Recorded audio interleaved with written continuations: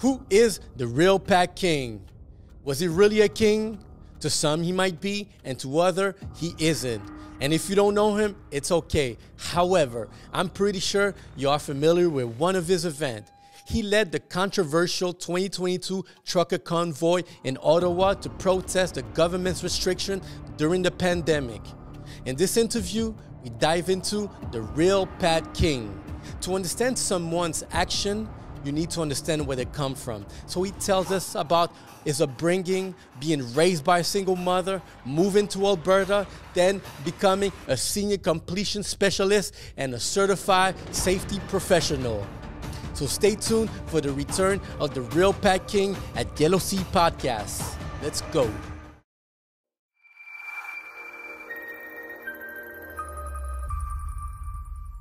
What's up, guys? I'm your host, Rey Antonio, and this is Yellow Sea Podcast. But before I introduce him, I just want to give a shout out to all our followers that just recently followed us. Thank you very much. We appreciate your love, your support, all those kind messages you get. Keep on sharing the message. Keep on, supporting us. And the more you support us, the more we're going to deliver you some amazing guests just like this one coming up.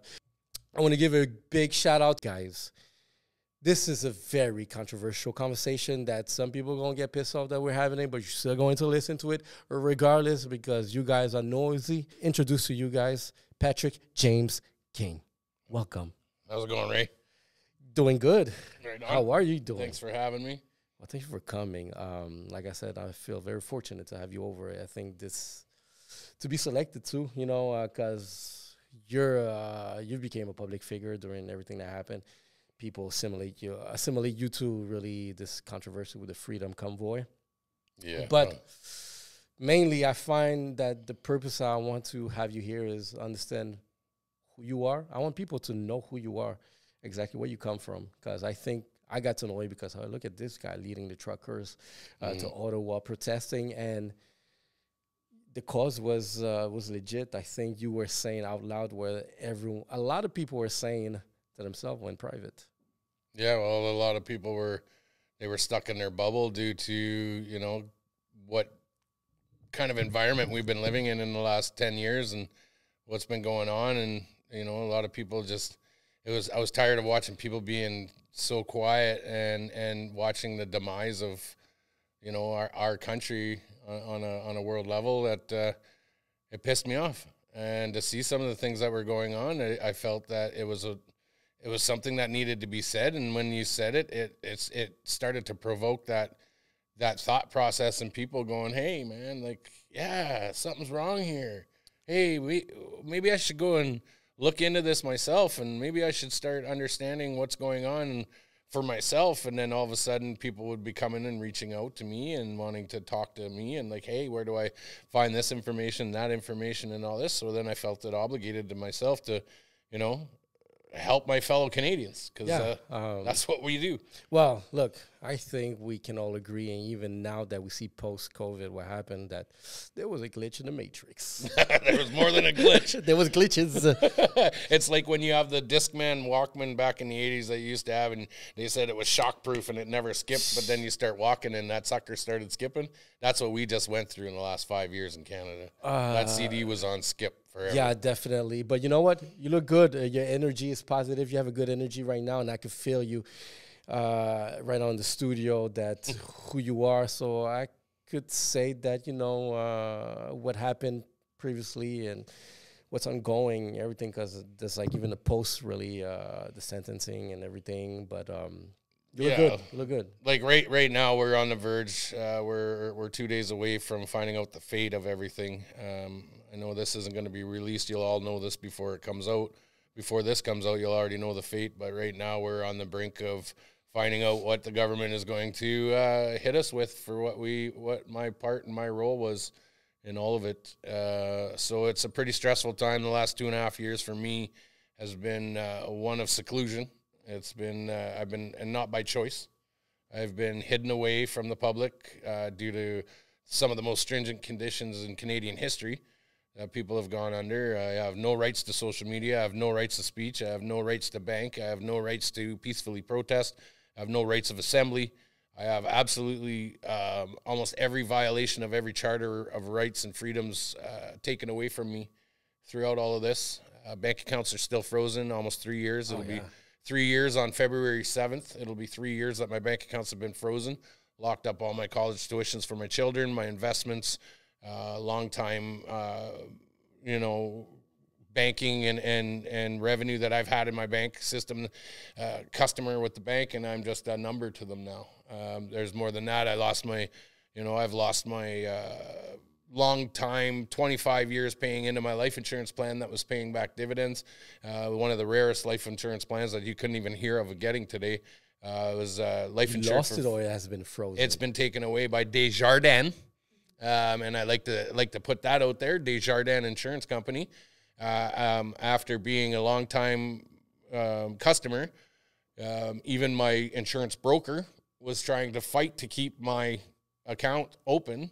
But the government got into Desjardins and told him shut down all his life insurance. So I lost out on 25 years of paying into a premium life insurance plan that was actually paying dividends back, and my broker was actually using some of those dividends and paying my insurance costs with that.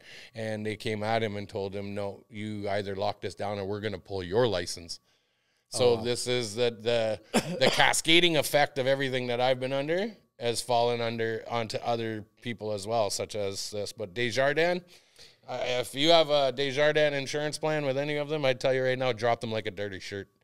I can't believe anybody's ever done that in my history. It's ironic that I always felt like, we're one of the freest country ever. I'm proud to be here, but after just hearing what you just said, we just started like 5 minutes, and you're already like, it feels like, you have to question the system. Is this has been brought about from the Emergency Act, or is no? This has been brought about by criminal prosecution, but I don't call it prosecution. I call it persecution. It's politically motivated. 100%. There's no questions about it. This is politically motivated. We pissed off Justin Trudeau by showing up on his doorstep and making him look like an idiot, which wasn't hard. But at the same time, this is what happens when you take a spoiled little rich kid and you prove him wrong, and he decides he has ultimate power and ultimate say over the country, that he's going to, penalize you, and he's going to make it stick, and he's going to use every tool in his toolbox to destroy you. All right. Something that I want to talk before we get into that subject is that I have a segment here, and that I was trying to understand how people, who have like this hustling mentality or this grind to themselves, and in some kind of way for doing what you did is very unique. Not that many people will be willing to risk themselves for a common good for everyone, pretty much. Like, you believe in something and you let people know. And what I'm trying to understand behind, let's say, this segment is health-wise based. Like, going through this event that happened with the Freedom Convoy, for example, and even post that, how did you find the balance within yourself or just your environment to, keep moving forward, still having some optimism that, that what you're doing is the right thing to do, and to keep getting up every morning to, pursue really what you believe in? How do you balance it in a physical way, spiritual way, even mental way? Like, is there things that you undergo, like, really, in order to maintain that focus for yourself? Well, it all goes, let go and let God, honestly, on a spiritual level. Sometimes we find our higher power is driving us to be better people, right? Mm-hmm. We want to always be a better person for our children, for our loved ones, for our spouses, for just being in the community in itself. So how do you be a better person? You do good things. You try to help out your fellow man. You try to just be that honest smile to that stranger on the street that you don't know, that they've, gone through something horrible or whatever, and just that little smile will perk up their day. Hey, he smiled, or acknowledgement. So I just try to be a good person throughout every day. And what happens is, and throughout all of this, is my mindset was always to try and help my fellow man, is always to try and do good by others. And upon doing that, we knew there was a mess. We knew we were in a mess. Mm-hmm. We knew things were going horrible. The suicide rates had increased. The divorce rates had increased. The foreclosures on homes and things that were going on. How can I help my fellow man, my community? How do I bring awareness to them and that they're not alone. How do I help myself to help them? Because for me, I'm a very people pleaser. I want to make sure that everybody's happy. I want to make sure everybody's okay around me. And in turn, that makes me feel okay. So I attempt to, in my daily life, always try and be a good person from the morning I wake up. One of my mottos is I always wake up and I put my right leg on the floor first. And the reason I do that is so that mindset in my mind is I always start the day off on the right foot. The right foot. And I use little acronyms like that. And I use, certain motivational things to keep me going, to keep me positive so that I can be positive for other people. And the key to all of this is you'd be surprised, and I bring this up with the convoy and stuff, that when we all came together under one focus and we knew how hard we were hit, how physically, mentally, and emotionally this affected all of us, between the strife between family members, between the not being able to pay for your housing and your jobs and, and putting food on the table, how hard we were all hit. When we all came together under that feeling, just the vibrations, energy itself between us was able to encompass the whole world.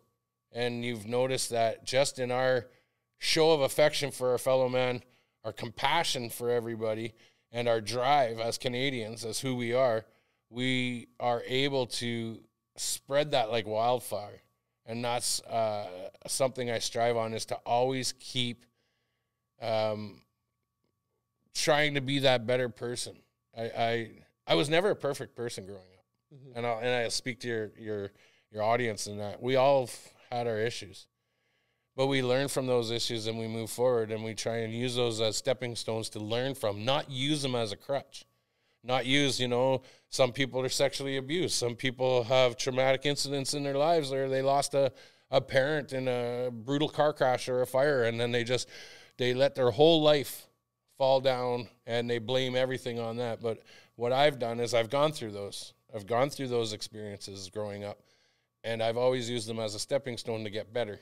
Every time. I don't use them as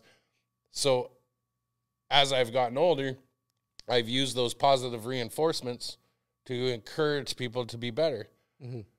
A lot of people don't like that.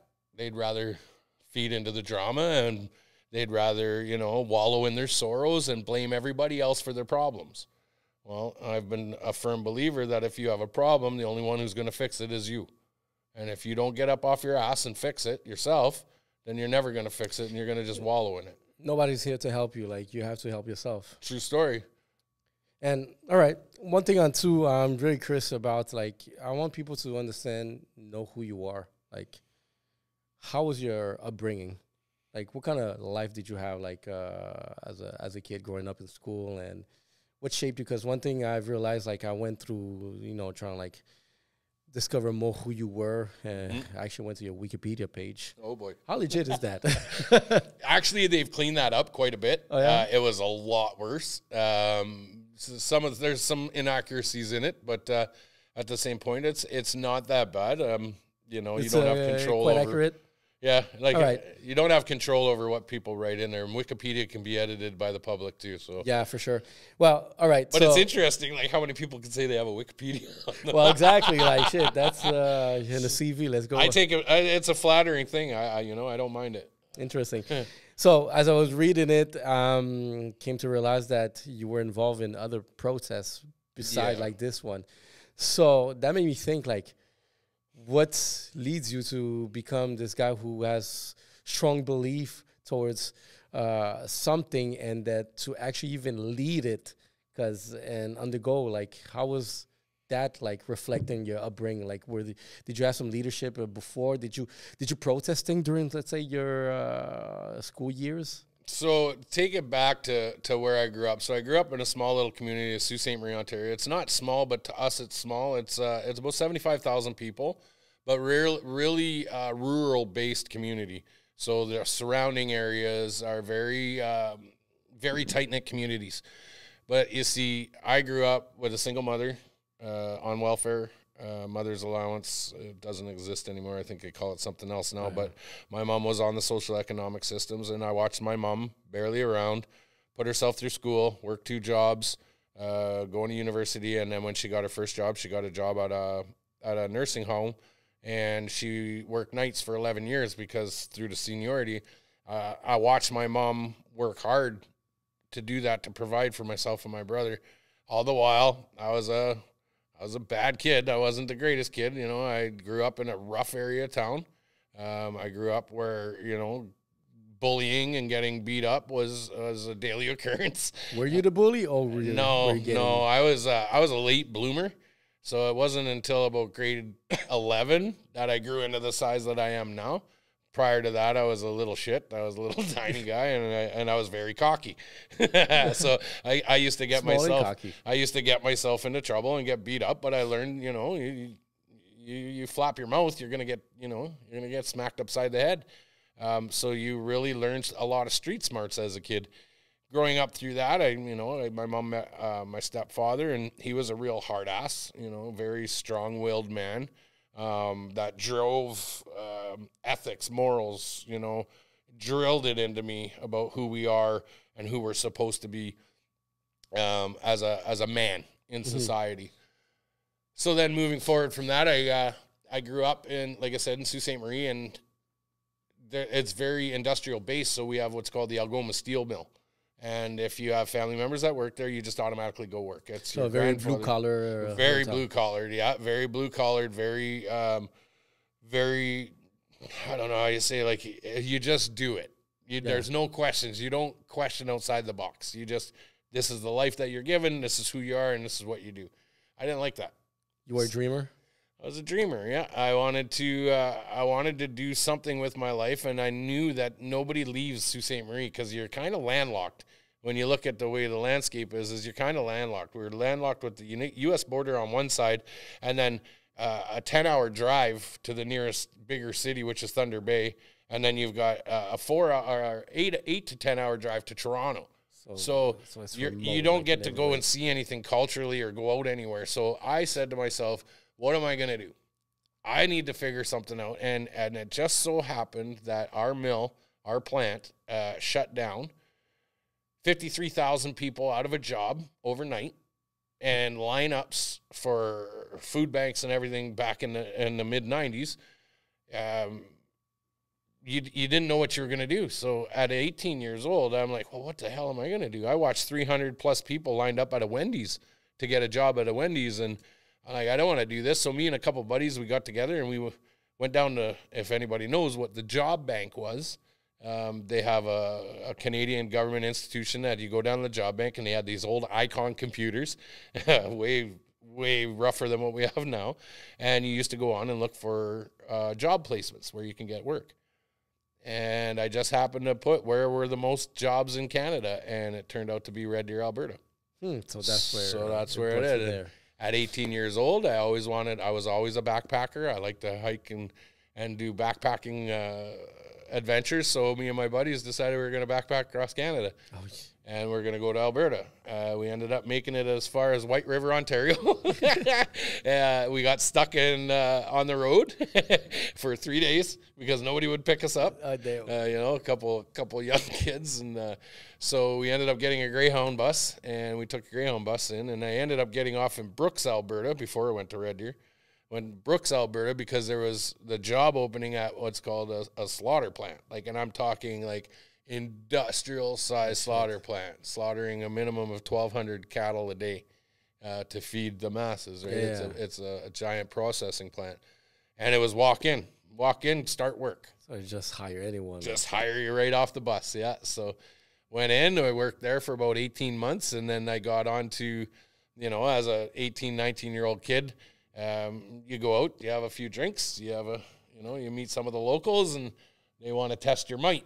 So they want to test you and say, oh, yeah, you think you're a tough Ontario boy? You want to try the rigs?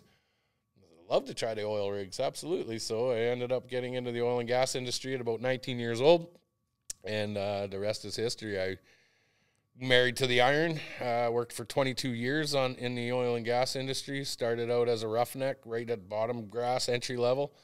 Alberta is one of the most sought after blue-collar areas, like for blue-collar workers, very entrepreneurial based. So you can start a business and it'll grow, and you can do very well for yourself. So I did that, and then I moved on to, you know, as you grow and get further on in your career, I went from a roughneck to a derrick hand, from a derrick hand. And I know your audience might not understand these positions, but Google them, you'll see them. Oil field worker, oil rigger actually is the #2 most dangerous job in the world.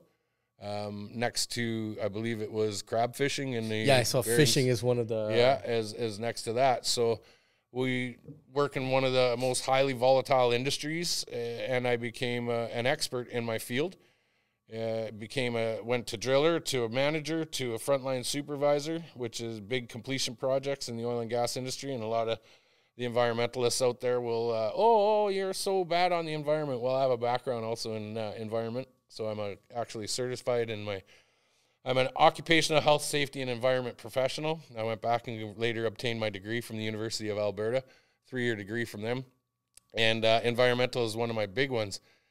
So when people say, oh, the oil and gas industry is such a dirty, toxic environment, no.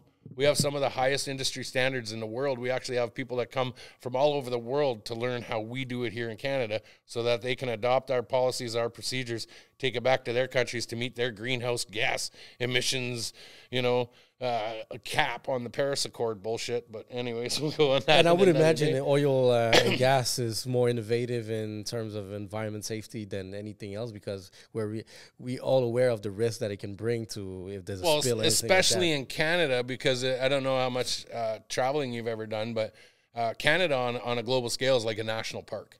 We are so pristine with our wilderness and our water and everything, so that we've set the environmental standards at the utmost highest priority. It takes years to get these contracts. They have to meet all the standards to get to just to punch a hole in the ground.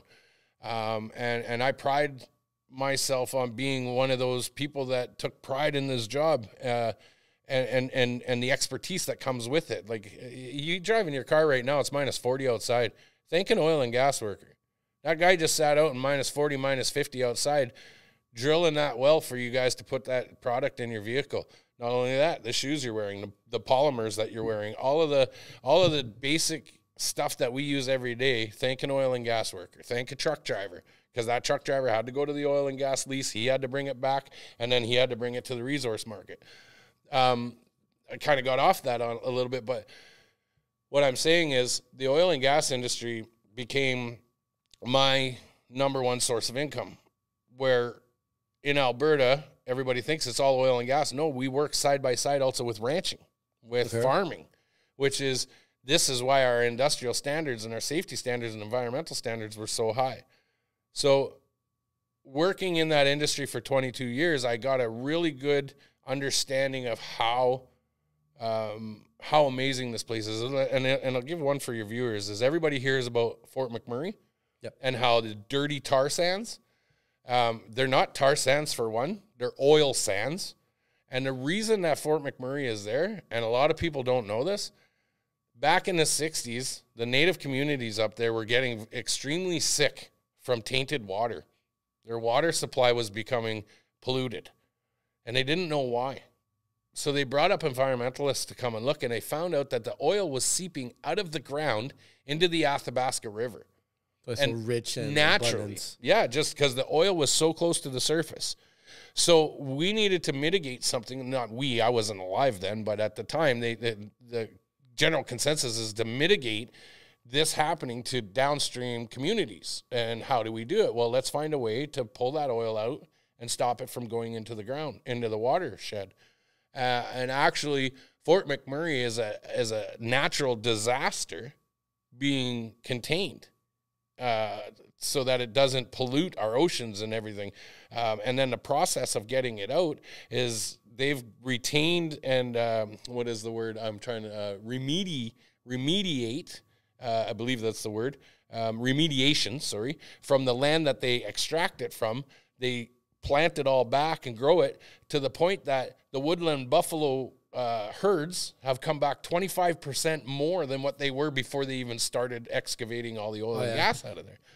Curious enough, though, about Fort McMurray, we heard a lot about wildfires. Is there a correlation between, let's say, the oil and the wildfire and that specific area? No, the wildfires begun, and this is funny because I worked for a company that dealt with wildfires.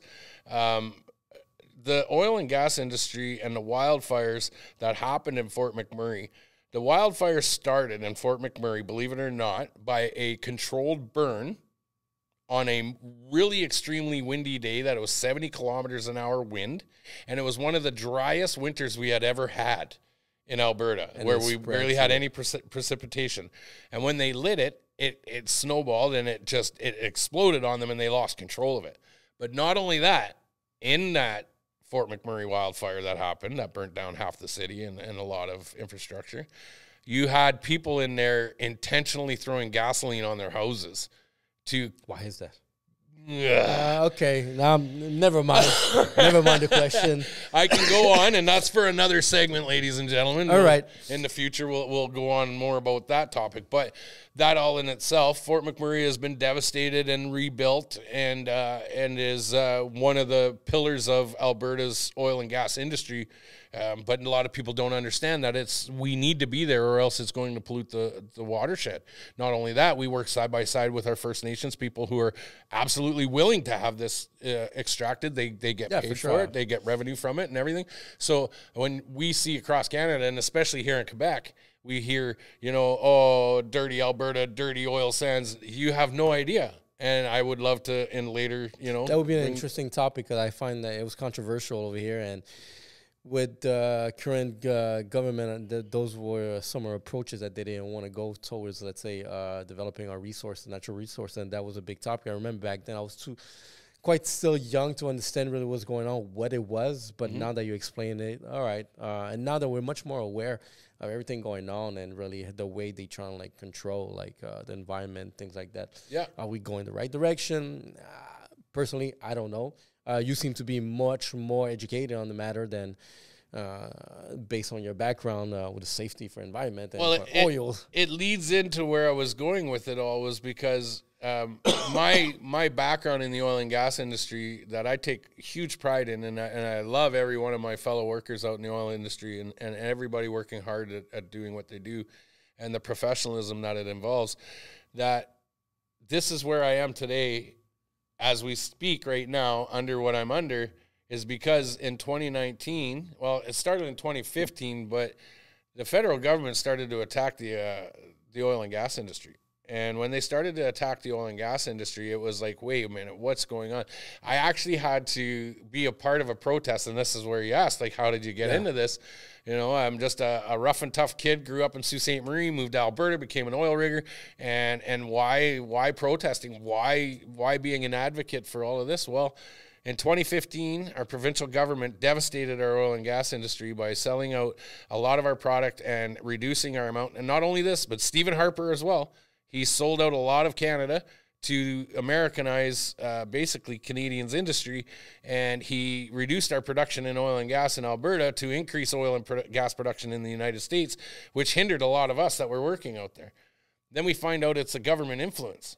So what do? We start getting pissed off. We started doing local convoys in local towns in Grand Prairie, Estevan, Saskatchewan, and in Edmonton. We shut down Edmonton for 7 hours driving around. Actually, Andrew Scheer got right in one of the trucks and drove with us because it was a complete devastation to our industry. So back in 2019, I started protesting to get my job back, to get back into the field and get back working again, and a lot of other people.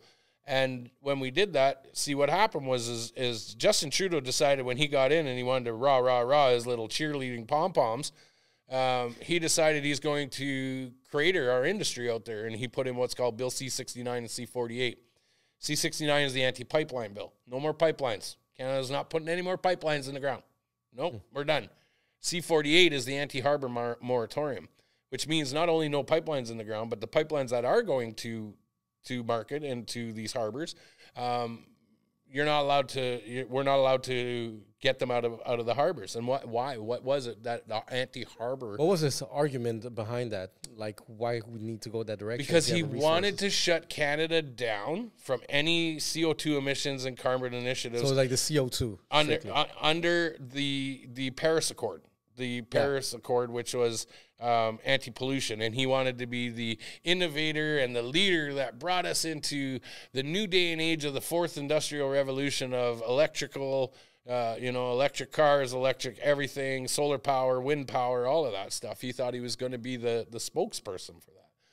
But what he didn't understand is you cannot just shut off the taps in the oil and gas industry. You can't just go, okay, we're done with oil and gas today. You can't do that. It's impossible. We're so carbon-based dependent in North America especially, but Canada especially due to our climate. We can't just get away the rest of the whole world. Like let's take northern Saskatchewan. You don't have the big rivers to power the power plants. Mm-hmm. You don't have the big damming systems optional for them. So how do they heat themselves with electricity when you can't get the power to them? You need an alternative resource. So what do they use? They use coal. Coal was good enough all these years, so they had coal-fired power plants. The Green Initiative comes in. You've got this coal-powered energy plants that they have in Saskatchewan, and they're massive. They're beautiful plants, very state-of-the-art. Actually, the Chinese have come and stolen the patents from it and try and build it in their country so that they can reduce their emissions. But what they have, and which is very state-of-the-art, is what's called a carbon capture system, which they put downwind of the plant, which captures more carbon out of the atmosphere from the emissions from the plant. So leading edge technology that we have in the industry, in the oil and gas industry, that we've made and invented here in Canada to reduce the emissions, to the fact that you've got 1.7 million, I believe, 1.2 to 1.7 million people in Saskatchewan.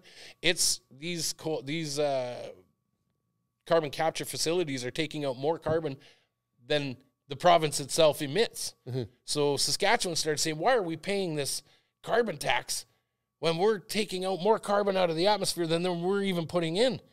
And so Saskatchewan started getting pissed off, and they started taxing the farmers, on cow farts. That's true. The big joke that was going on with the cow methane and stuff. So we started protesting about this. Why are we being penalized? Why are you shutting down our industry? So was that your first protest? That was my first one, yeah. Were you leading it, or you were? I led that one. Me and a young lady by the name of Angie Reed. Hey, Angie. We sat in her little car. It was a little Mitsubishi Eclipse with a pilot light on it, and we had 178 trucks at the time that drove down to Ottawa. We were in Ottawa for, I believe we got here on a Friday. Protests started on a Saturday. We protested Saturday, Sunday, and we left Monday. And how was the outcome? Outcome was phenomenal. Politicians came out. They said hi. Not Justin, of course. Oh, okay. But Maxime Bernier showed up. Andrew Scheer showed up. Pierre Poilievre showed up. A lot of these politicians came out and said, hey, we hear you, man. We understand. We're going to fight for you. I shook their hands. I stood there right on the podium, and I was like, hey, I don't give a crap, man. Like, you got us back to work. This is wrong. We shouldn't be doing this. 2 days after leaving Ottawa, we had our pipeline projects reinstated. So it worked. Okay, now I get it. Yeah. I get where you get the influence and the belief that this might be like the only way in order to change the governments. Mind on. Well, we have a right in Canada, right, under that's true, yeah, the supposed Charter Rights and Freedoms. We have the right to peacefully protest. And I like something that Pierre Poilievre said, and don't get me wrong, I'm not pitching Poilievre here. You can do what you want on this, but he said something in a Jordan Peterson interview just recently, and it struck home to me. And he's absolutely correct. Canadians, our politics is not a spectator sport. It's a participation sport. You have to be avidly participating in your politics in order to make the changes you need and to make sure that you're holding these politicians accountable. For the last 20 years, we haven't given a shit about our politics. We just trusted that these guys knew what they were doing. Well, man, if you know what I know today, that these guys have been pulling the wool over all of our eyes and telling us it's for the betterment of the country, and it's not. It's interesting what you just said, because something that came to my mind just recently as I'm watching YouTube and a bunch of American influencers, and I've seen so many people talk about Canadian politics as of now. And what you just said, like the difference between participant and spectator, because I find that the whole world is a spectator of American politics. Mm-hmm. And as opposed, like in this case, we just participated in to being a Canadian and do whatever, follow the rules. But now seeing that the outside of Canada is actually even giving their feedback or having an opinion about what's going on here, that's why I find, oh shit, we're part of like this show, this politics show. Yeah. And we seem to be heading that direction, in which, oh, maybe like the politics here is influencing the rest of the planet or our neighbors in terms of like making decisions or really what's going on and the relationship that we're having with them, for example. So I find that interesting to see really the behavior and what's going on now, how people perceive us now. And a lot of people are just are giving an opinion based on what's going on in this party right now, what's the upcoming party potentially is going to be in Canada, and how is that going to influence, let's say, with the neighbor, with Americans, and really what's going on. So, yeah. Well, it turns out that, like, I didn't care about politics myself back in the day. I voted my way of voting and who I thought was right and who I thought was in my best interest. And even the thought right now of, do I tell them who I voted for? You know, oh, no, you're going to be labeled or categorized because you voted for this way and that way. Who does that? All right, so then it was like, okay, I don't give a shit about politics. I don't want to talk about politics. But here I am protesting for my job, for my province. Yeah, I get it. To get back to work. Definitely, I understand that. And then it kind of snowballed from that. From that, I got the opportunity from that protest that I decided to do kind of what's called like a Canadian national tour. And I ended up going and holding town hall meetings in communities all around, discussing things that were going on, nefarious things that were going on, a little bit more down the rabbit hole thing. So this first protest, how was it called? Was it United We Roll? Yeah, it was the United We Roll convoy. So after that, there's another one I can't Wexit. Is that so then we get in. Yeah, because I seen that one. Yeah. So before we get to the big one. After that, yeah. So, like I said, it snowballed after that. So I had the opportunity that I decided, me and a partner of mine decided we're going to travel across Canada and we're going to hit little towns and communities and we're going to hold little town hall meetings to kind of educate people on what's going on within, why we did this, why did we come through your town, what was the reason? Because to a lot of people, when the convoy came through in 2019, it was just a hi-bye. Nobody understood what we were doing. That's where I first learned social media. That's where I first learned how to do live feeds. This is the first time, like, I got my cherry popped on that one, right? So going through all of that, we decided to carry it on. And then I got an opportunity to, and I've already known because I've been deep down the rabbit holes on 9/11. I've been all about that nonsense that happened and what it did and started snowballing through the Americans and then into Canada and involving Canadians. So I got the opportunity to fly to Montreux, Switzerland in 2019 to a Bilderberg conference. Oh, which is the big elites, which is the big, powerful secret society, world bankers that pull the strings on all our politicians. And I got to go. And I was there in 2019. I flew over to Montreux, Switzerland, and it was out of my scope of things that I do. And I thought, okay, let's go check this out. And here I am chasing, Secretary General of NATO down a boardwalk in Montreux, Switzerland. I'm catching Louise Arbour, who is in charge of the Canadian United Nations Migrant Compact. Why are you there? I got Dominic Barson, who is the owner of McKinsey Inc. here in Quebec, over there signing contracts for these community cities and these cement cities with his businesses.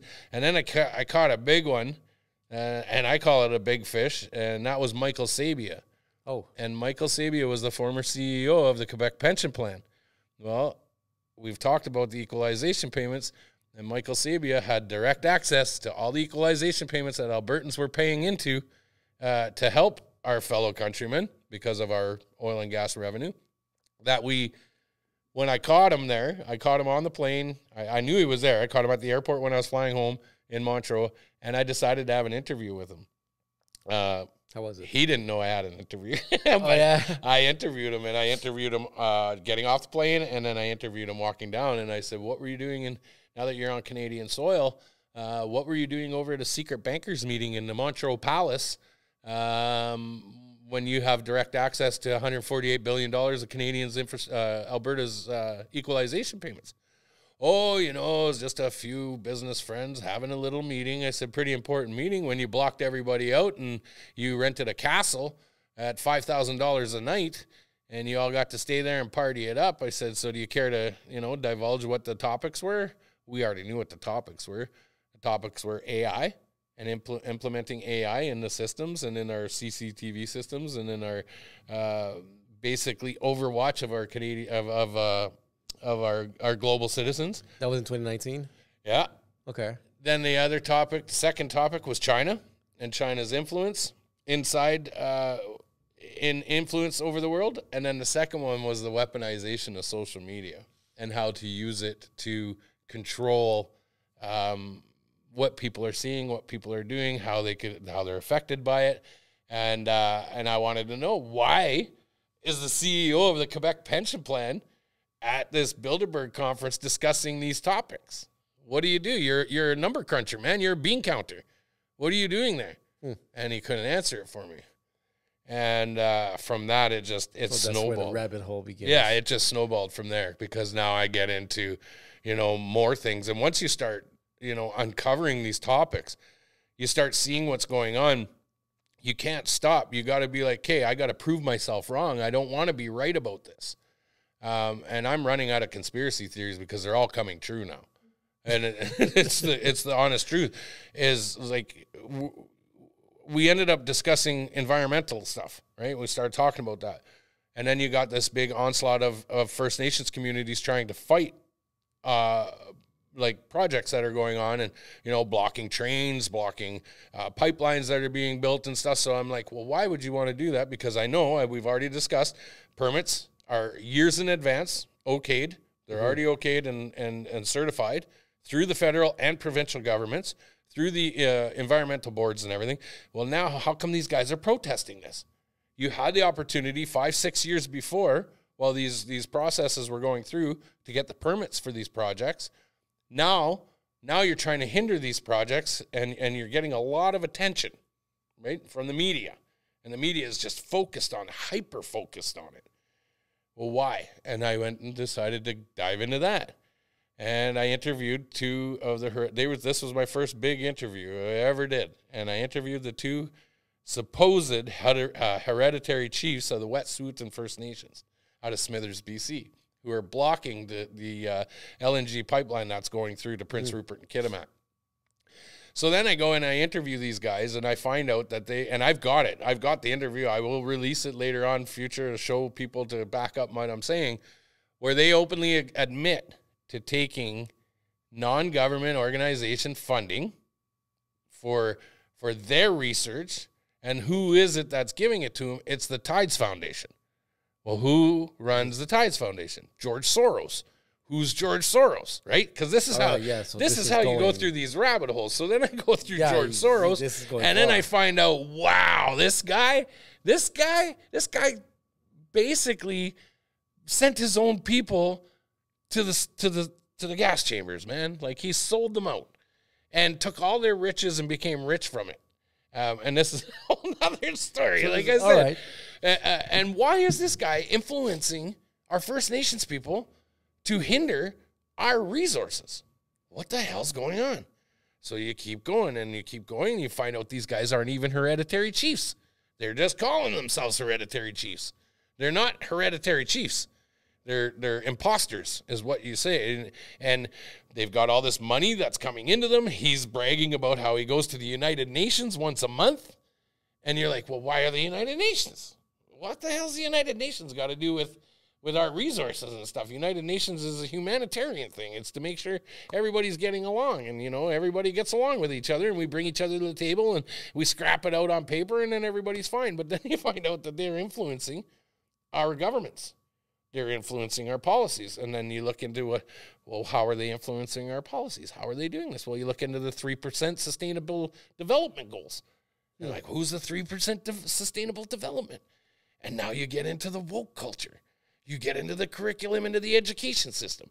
You get into everything that we're experiencing today. So, and you're like, what is going on? How overwhelmed are you with all this research? Because once again, you went deep into I see the connections. Yeah. And now, all right, so now it's 2019. Further down, we're going really towards the pandemic. Right. Yeah. So throughout all of this, I started to garner some attention from viewers. One of the viewers, and I'm not going to release his name for you guys, but a very close friend, is a former member of Parliament. And I ended up, he wanted to meet me. He wanted me to come to his place because he wanted to, you know, just appreciate, you know, show his thanks and appreciation. And I went and met him. And he started talking about how back in 2018 that they knew that the pandemic was coming. And this was before the pandemic started. And I interviewed him. I actually hot mic'd him is what I did. I kept his face off camera and I hot mic'd him. I just walked around. He was aware of. He was aware. Yeah. And I said, I don't care who you are. You have a right to the Canadian people, you know, as a member of parliament, that if there's harm coming onto them, you should be warning them. You shouldn't be hiding behind, you know, a former MP and parliamentary immunity and bullshit. Start telling them. So he had hands-on information about the mass purchasing of gloves, masks and stuff, and other necessities to get prepared for a possible pandemic. And they're like, well, why? Why we got to do this? This stuff has expiry dates on it and this and that. And you know, why do we need to do this? And then on comes us and our convoy, and we did the oil and gas thing. And then you've got the hereditary First Nation chiefs. Now they're blocking trains and infrastructure. They believe they blocked them here in Quebec. They blocked them in Ontario, the Via Rail systems and everything right before the pandemic kicked in. When I released that, it's like, bam, the train blockades dropped, and boom, we're right into full-blown COVID. And I'm trying to get this information. Whoa, I just interviewed this former member of parliament. He knew about this in 2018, that this was going to happen. So I worked pretty tight with him to find out more information on it, where it was coming from, what the plan was, what was this. And then you get the release from the 2 Canadian spies that were in the lab in Winnipeg that had hands-on the COVID-19 bioweapon, basically, is what I call it. I don't care what anybody else wants to call it. They were in a level 5 lab in Winnipeg, stole the samples, tried to get it to Harvard University professor who was spying with 2 spies on his staff, trying to get it to 3 Mile Island, where they have a level 5 secret lab. And I know it's going to sound crazy. Yeah, we saw it. Yeah, it sounds like it, but it's true. It does sound like a movie. Absolutely, it sounds like a movie. And this is all tangible evidence. You can go research it. Your people, your followers and viewers can go and research it themselves. This is no bullshit. Then they flew it over to Wuhan, where they had actual firsthand gain-of-function testing. Gain-of-function testing is testing it on people, seeing how it reacts. Well, it got out. You were aware of all this, or based on all of this right before it happened? Like not that stuff right before it happened. When the pandemic kicked in the conspiracy world, let's say, environment, there's always a threat. It's either going to be a dirty bomb on North American soil, or it's going to be some kind of bioweapon. And when I say dirty bomb, like a dirty nuke. False flag event to create chaos. And this is, anyways. When the pandemic hit, we thought, shit, this is it. Here we go. This is what's going to happen. And honest to God, a lot of us in the community are scared. We're like, shit, here it goes. Like, we better get prepared for this. But then all of this information started leaking out. We started finding out, like, such as the lab release and all of that stuff. And we're like, oh, wait a minute. And this was within the first onset of COVID, when it first hit hit the world. And we're starting to hear these, and, you know, you need to grab these articles and grab these things when they pop out, because they erase, they disappear. So I was compiling information and making sure that everything that I was researching and looking at was good information, because there's no way I'm getting into a fact-based argument and not knowing facts, right? So we started speaking out about this, and next thing you know, I'm being harassed by RCMP officers. Like, you know, I'm getting Facebook police to my house. You know, I'm getting and that's before the convoy. Yeah, oh yeah, way before. And I'm getting, well, now you're harassing me, treating me like a criminal for asking questions. But what they forgot is I have a background in occupational health and safety and environment. My background also covers industrial hygiene, which is testing airborne atmospheres for contaminants, for testing your HVAC systems, for doing Petri testing in certain parameters around, like say in this room where I would put a couple Petri dishes around with a control measure inside, so that when the organisms or bacteria or mold would hit these, they would react, and I'd take them back to the lab and I would test them. Okay. And see what you have. Do you have, streptococcus, or do you have some kind of mold growing in here that's causing your workers to get sick? And when you do have that, what kind of mask do you have to wear for this stuff? So do you wear a paper mask that is just for smoke and light inhalants? Or do you wear an N95? Or do you go right to a respirator? Do you go to self-contained breathing apparatus? Do you go right to a supplied air breathing apparatus? Full face piece? And I train people on this stuff. And that's my background. So when I started to question this, and I started going, wait a minute, you got a paper mask on, which... Can you smell a fart through those masks? Can you smoke through those masks? Absolutely. Yeah, well, a virus particle is even smaller than those particles. So if you can smell food through your paper mask, I'll leave away from the flatulence at this point, but if you can smell food through that mask that you can breathe in and eat particles, a microbial organism can get through that, because it's not stopping it. There's no deterrent there, because a virus is more minute than a smell particle or a food particle that gives you scent. Now, when they started saying, well, you're going to wear these masks and you got to stay 6 feet apart, social distance, and you're not allowed to do all of this stuff, and you're looking at this going... So you is not part of your protocols that you learned? No, you don't do that. First and foremost is you find out where it comes from. You got to find the source. So go find the source. We find the source. It's a leak. A leak from a Canadian lab. Well, how did it get leaked? Well, Chinese friggin', and honest to God, it is 2 Chinese spies that were in our labs. And I think it did here in Winnipeg, right? Yeah. I think I heard that one. Yeah, and then you got the Harvard University professor who is a biological chemical engineer. I believe that's what his background was. He left from here, went to the U.S., went to China, and then came back here and they were trying to test it. They were trying to get to where they can get it to the gain-of-function testing. Okay. And then they finally got it out. They flew it on an airplane in their pockets. And it's in the news. It's everywhere out there, but people have the attention span of a goldfish these days and can't remember and retain this information, so people forget about it. Well, to me, that's huge. That is huge, especially when I found out from a member of parliament that our government was already prepared for something like this. And now you're preparing. And now what's the nefarious attempt that you're going through with all of this? Like, why are you going to do this? Why? What do you want to do? What's your purpose?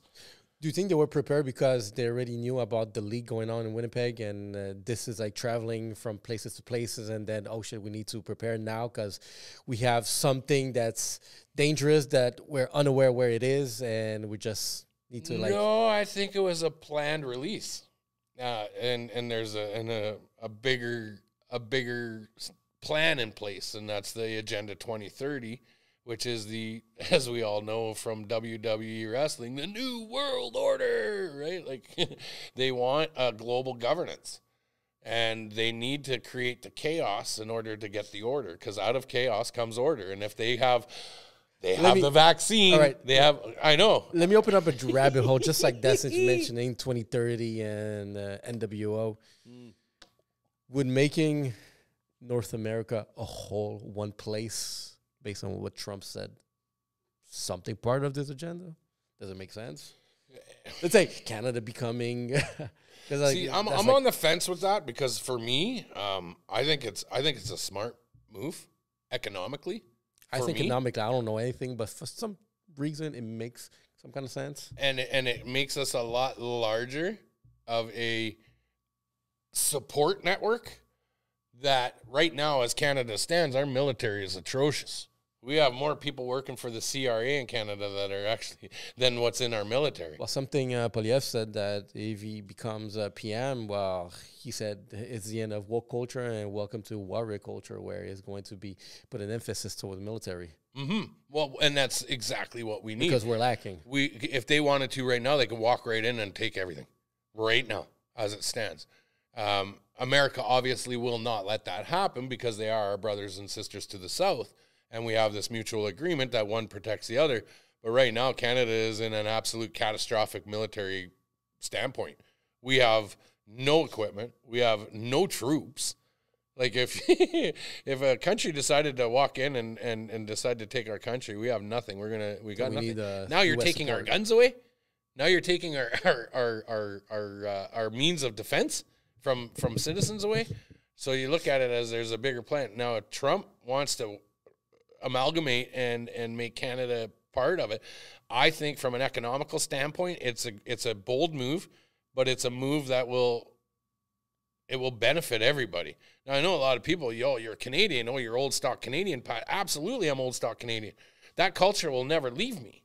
Just because I changed the flag and I protected my fellow countrymen by allowing the American military to back us, and not only that, allow more prosperous opportunities for Canadian citizens to have at their leisure to be able to, go to Florida if they wanted to for the summer and snowbird down in Florida without having to, oh shit, we got to make sure we don't pack the motorhome up with too much stuff and they want to rip it apart at the border. That's funny. Stuff. That's a comment I said once the first time they came out of Canada, being the first day, I was like, oh, well, we won't need a passport to go to Florida anymore. That's right. Right. And then open access. And to me, I think economically, we would become a powerhouse on the world level. We would become stronger economically and more productive than let's say China. Because of our resources, we have. Sorry to interrupt, but we have the third largest oil reservoir in the world in Canada, and if we have the ability to tap into that and actually sell it on market. Dubai, the country of Dubai. You know how all the people that live in Dubai, the Emirates, the sheiks and all that, they all drive Jaguars. They all live in beautiful homes. They all got private jets. They're all, they got wealth. That's from their oil and gas revenue. We have the ability here in Canada to be that successful. But we have had one of the worst management teams in Canadian history for the last 9 years. Who can't even, that guy can't even talk himself out of a wet paper bag. And a drama teacher managing economic trading he even admits that he doesn't even know how to do simple math. And this is who our last generation of voters put in on the basis of, oh, he's cute. Oh, he's going to legalize marijuana. Yeah, that was the priorities. I kind of fell for that one, I will admit. I know a lot of people did, and I understand. He spoke and pandered to the younger generation. He spoke and pandered to these woke ideologies, and at the time it seemed, why not? Canadians want to be progressive. We want to be accepting. We want to allow people to have those opportunities to be whoever the hell you want. Go right ahead. It shouldn't that shouldn't have been the basis. And then to find out how his management of our like we're finding out now, of his budgets and all of the stuff that he's been giving money to and doing what he's doing has been an absolute shit show. And we knew this back in 2019. We were seeing it was just regressing, starting where all the money was being given out, easy money. Didn't make sense in any circumstances, the measure he took. So talking about the Freedom Convoy, how did it get started? Really, when you notice, you just mentioned that there's something that doesn't make sense based on my expertise, using all this equipment, the distancing, the masks, and now the vaccine, a vaccine that hasn't been tested.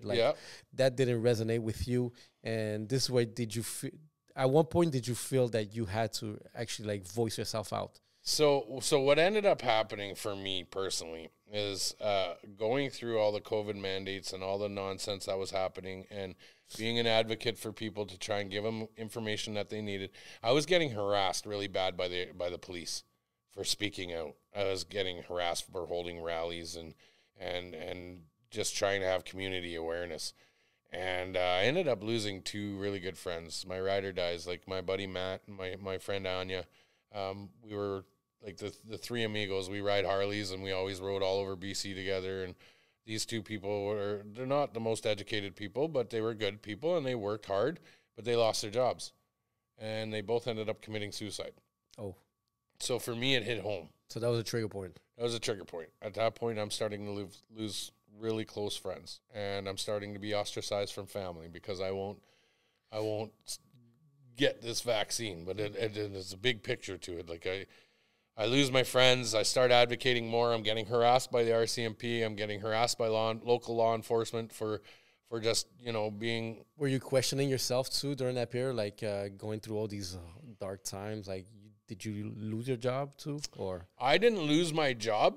I'm lucky with I suffered an injury, so I'm lucky I always have an income coming in because of my pension from my leg that I lost. So I didn't lose my job. We were still fighting for our jobs, right? Like I said, in 2019. So I was doing okay. I ended up having to get another surgery right before COVID. A lot of personal things happened to me, so I was able to be unscathed per se from it all. But at the same time, I was watching lots of friends going through divorces. I went through a divorce too prior to that, but that was for downturn in the economy that put a lot of hindrance on it, plus an injury that I suffered. But I knew what that did for me and how it hurt me, and I was watching it happen to more and more people now because people were arguing about COVID in the house.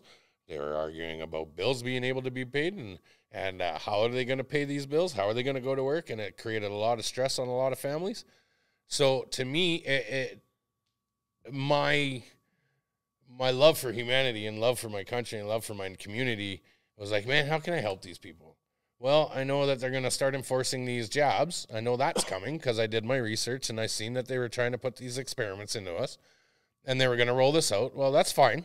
But you have to give every citizen in Canada has to have informed consent from their doctor, and every employer has to sign a notice of liability if you're deeming it for a work mandate. If you're going to go to work, you need this. Like in the oil and gas industry, you need an H2S ticket, you need a first aid ticket. That's mandatory. If you don't have those, you don't go to work. Okay, so we go get our H2S ticket, we go get our first aid tickets. H2S is hydrogen sulfide detection. And when it comes to the vaccine, well, I want to know what's in it. I want to know what could happen to me, possibly any kind of side effects before I get it. Not only that, the notice of liability protects the employer. So you were contemplating taking the vaccine, but you wanted to be aware of what's going on with it. Oh, no. Not at all? Oh, no. So no. You're not even interested, but... No. Okay. No. No, not a chance in hell.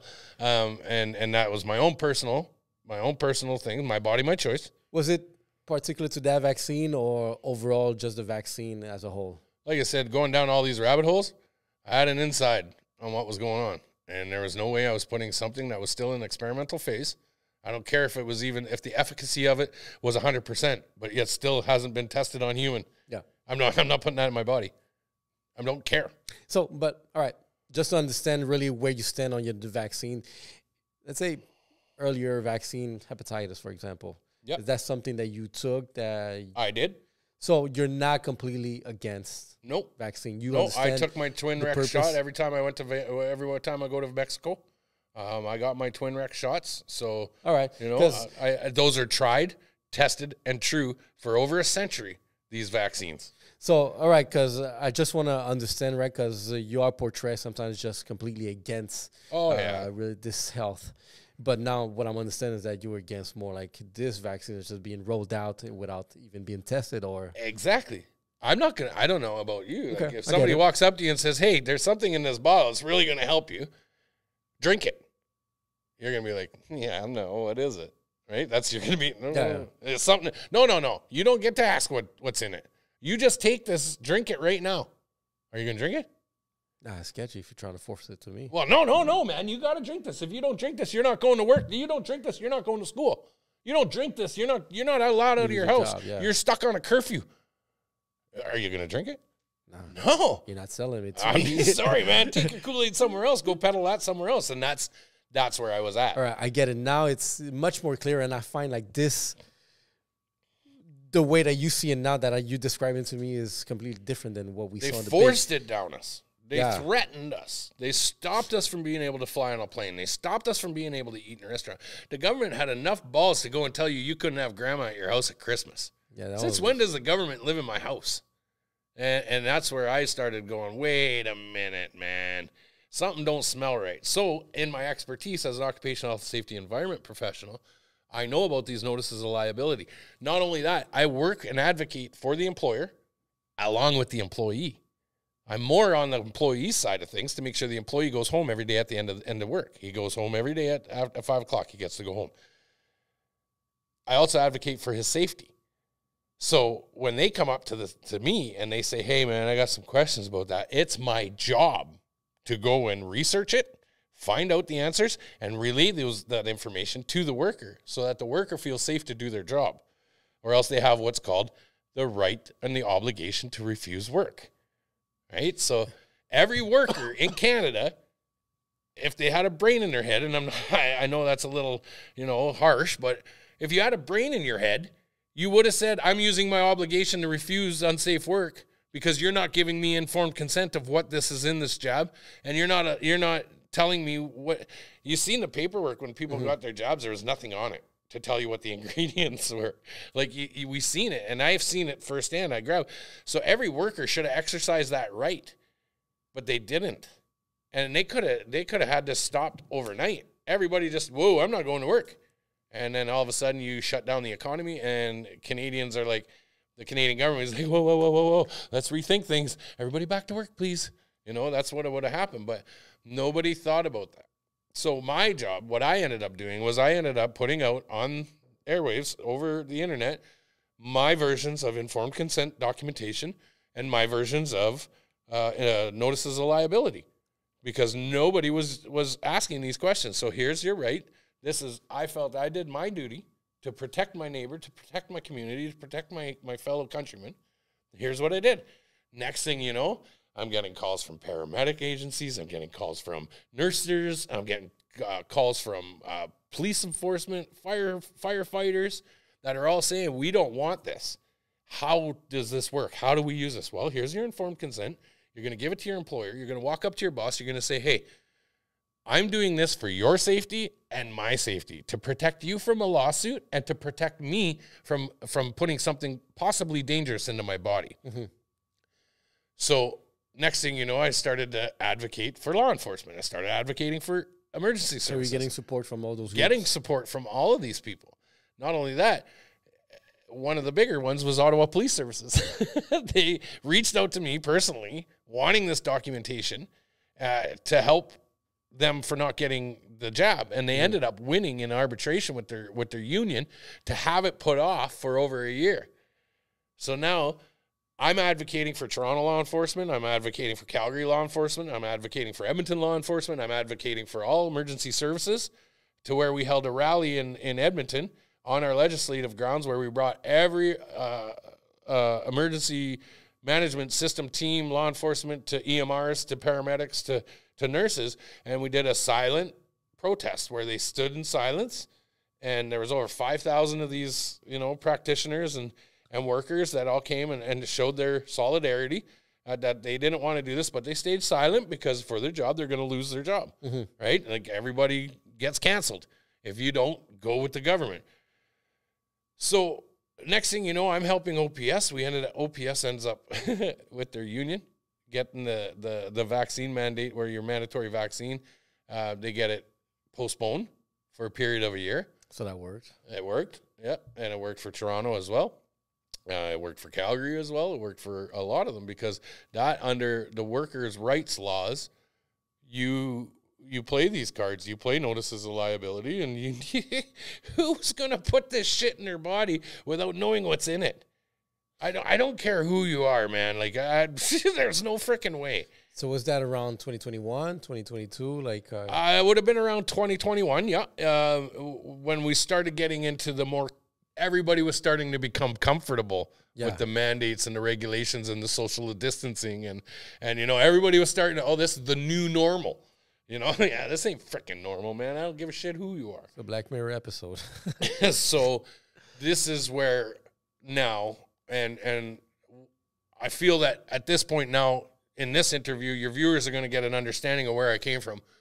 And I think with the aspect of the convoy, we're going to save that for a later date. But at this point, I would say this is where it drove us to take it to the, let's say, the final to take level. it to that next level, because what they ended up doing now is Trudeau doubled down on us. And I don't know if people are understanding, in Canada, we are we're very dependent on the trucking industry because of our vast land mass and our sparsely populated, so we need these truck drivers. We need these truck drivers to deliver the goods, especially in the wintertime when we don't have 24-hour year-round opportunities to grow produce. So we need cross-border trading. We need the produce to come from California and all other parts of the bread belt in the United States in order to keep us fed. Because if we don't have that, we're going to starve. And it gets pretty cold up here in Canada. Yeah. So when they started attacking the truckers and saying that the truckers weren't going to be able to drive truck, yet the truckers are the number one socially distant. So you're halting the economy right there. Yeah, your truckers are the number one socially distant employee. They're in a truck by themselves. So why are you forcing this on them? Secondly, now you're telling them that you're not going to be able to go across the border. So if you don't get this to do your job, to bring our produce over, to bring our goods and services over, to keep us sustained. And if you're familiar with the trucking industry, that it's such a demand for truck drivers because it can't keep up with our consumer demand, that if you shut down the trucking industry within 48 hours in Canada, we are going to be brother on brother for a loaf of bread because we are so dependent on the trucking industry. So now Trudeau decides he's going to double down on them.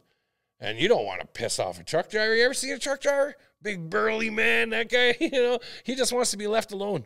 Leave him alone to drive his truck. He's independently ran. Okay. He's got his own business. He's running his truck independently. He's got his own contracts. That guy just wants to be left alone, man. And now you're telling him no. So you pissed off the wrong group of people. Now, because of our experience with the 2019, where we did it for the oil and gas industry, people reached out. They wanted to know, Pat, can we do it again? Hey, got any advice for me? We want to do this.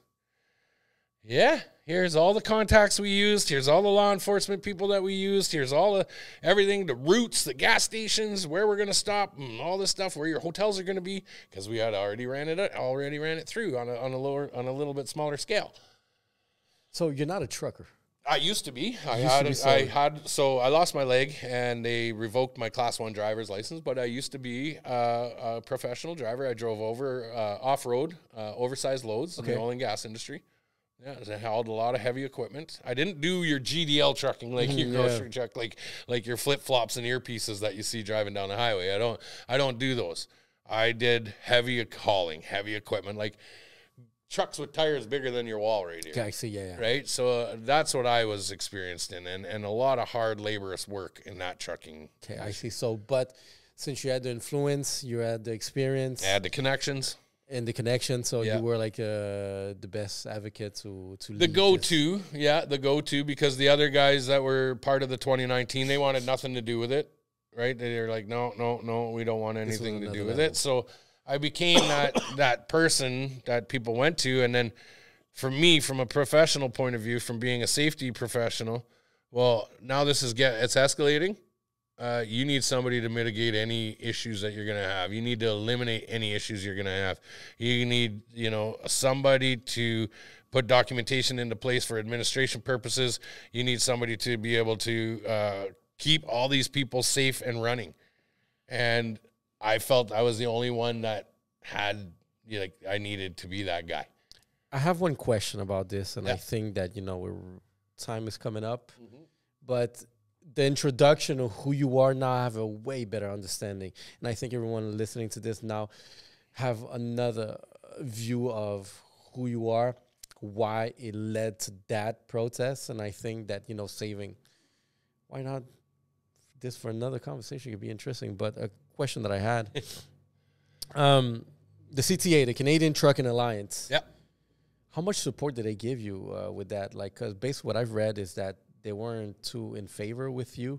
They were going with the mandates. Yeah. And now, like, their main group is just a portion. Like, how divided was that group? To be honest, I never had any involvement or any interaction with the Canadian Truckers Association. I didn't care who they were. But did you overhear anything like from? I heard little, but it didn't matter. Things about it. No, I didn't give a shit. Right? Like it's not about you being an advocate for your trucking industry and stuff like that. It was an advocate for the individual. I don't care if I'm involved. That's like the union telling you, oh, well, you got to do everything the union does. You know, that's what the Canadian Trucker Association was basically trying to say. You got to do everything we tell you to do. Well, you're no different than the Canadian government telling you have to go and do this. What happened to independently thinking? What happened to critical thinking? What happened to my body, my choice? And what happened was the second you voiced that, you were canceled. The second you did that, you were fired. The second you did that, you lost your contracts. So, of course, the Canadian Trucking Association is going to be like, oh, yeah, follow every mandate, do everything you're told, because they're getting paid by the government. Mm-hmm. They're getting subsidized and granted by the government. The same with business owners. Business owners who have any kind of foreign worker inside their establishment, they're getting paid by the government. The government has a policy in place that if you're taking money from the government in any of the socioeconomic systems that the government provides, such as immigrant employment, if you bring an immigrant into your employment, the government pays 75% of their wages. You're only responsible for the 25% as the employer. A lot of people don't know that. So all these businesses that took on any kind of foreign workers, they had to go along with. They had to fire you, or else you're not getting paid. And from a business marketing standpoint, from an investor or anybody in a business mindset, that's a no-brainer. Of course I'm going to bring foreign workers in. It's cheaper. The government's covering 75% of it. My profits are going to go up. I'm making more money. So it makes sense. But when they started saying, well, you got to shut down, these guys got to go get their jobs. They have no question about it. You can't even friggin' argue it, or we're shutting down your business and you're getting no money. Now you're jeopardizing your business and everyone working there, and then you're the one who's getting blamed for. Do you see how that worked? Yeah, like even like when it's dirty. It's so smart, but dirty. Look, when I started this podcast, first I wanted to create a voice. Yeah.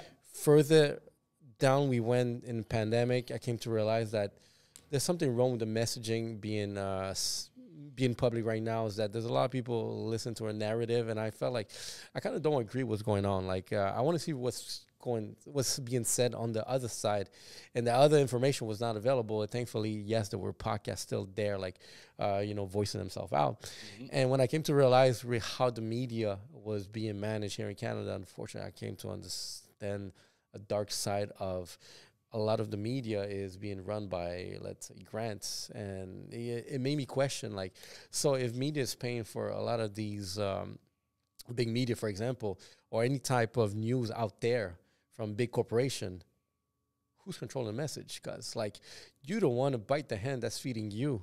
And if that's the message being fed to you, like, something wrong with the message outside. And that's why, like, in my head, I kind of had an awakening at the same time, because, all right, we need to be able to have, let's say, resources or tools in which we can voice ourselves out.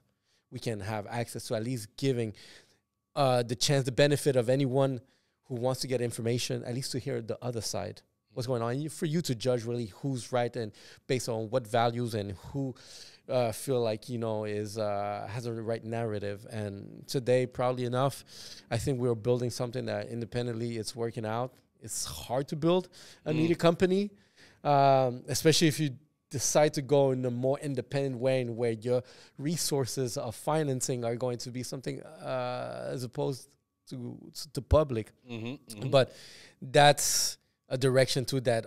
I'm like, damn, what can we do? And like speaking with you right now, like I'm proud.